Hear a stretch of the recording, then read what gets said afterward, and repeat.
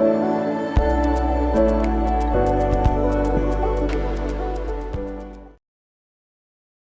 guys! Welcome sa aking vlogs for today's video as a content creator ma'am at age of 21. Ito nga pala yung ganap ngayong gabi. Naghihiwa nga pala ako ng mga gulay dyan. Ngayon nga pala ay magluluto ako ng panghapunan namin.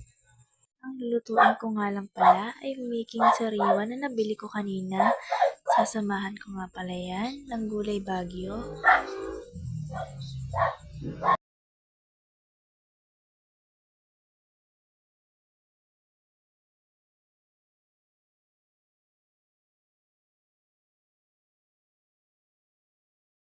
Pala guys, malapit na ako matapos niyan.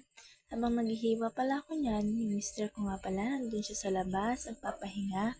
Pagod kasi siya sa trabaho niya kanina.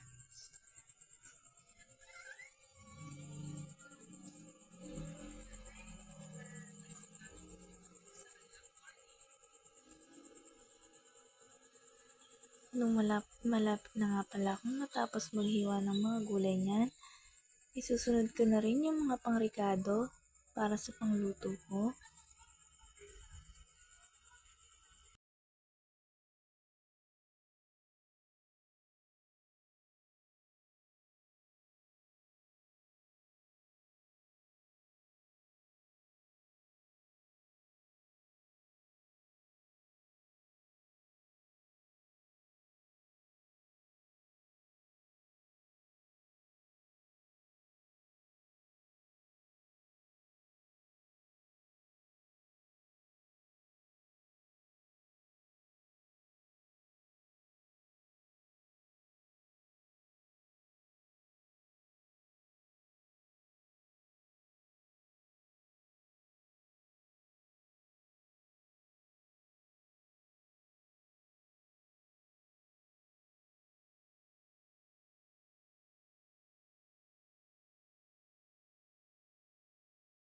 Dito nga pala guys, tinanggal ko na sa supot yung making sariwa. Kasi pag hiwalay-hiwalayin ko yan, para hindi siya buo-buo pag niluto na.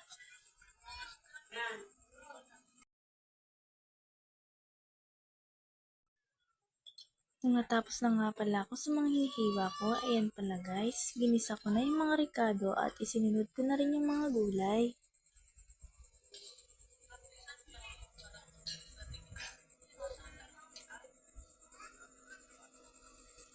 Sobrang bango nga pala nung sinasangkot siya ko yan.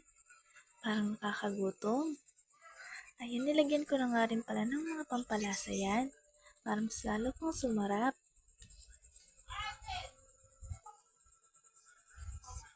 At hinalo-halo ko na nga rin yan.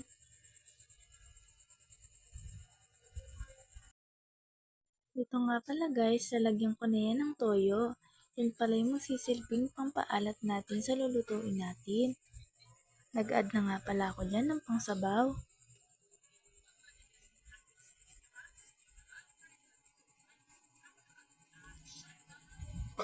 Tapos hinalo-halo ko na lang ulit. Kumukulo na nga pala yung niluluto natin.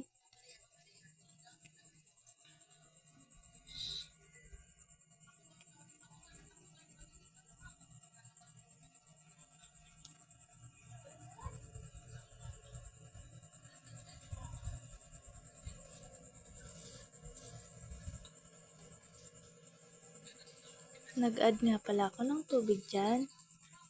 Kasi yung nauna ko nilagay mukhang kukonti. Nag-add na rin pala ulit ako ng toyo. Hinalo-halo ko lang ulit. Ang mahalo ko na pala guys, ilalagay ko na rin yung making sariwa.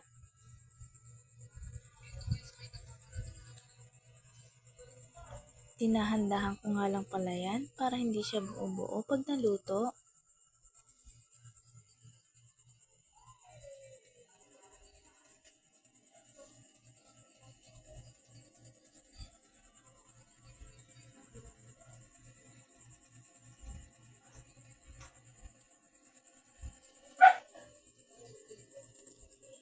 At hinalo-halo ko lang ulit.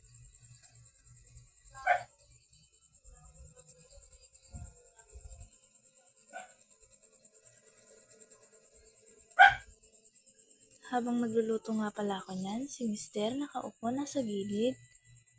Masama nga pala yung pakiramdam niya.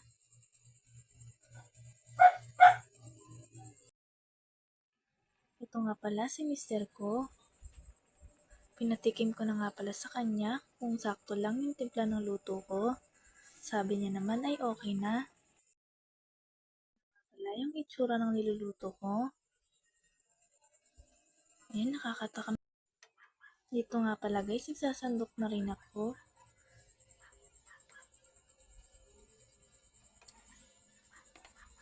Eto pala guys, kakain na rin kami. Kain tayo. Thanks God sa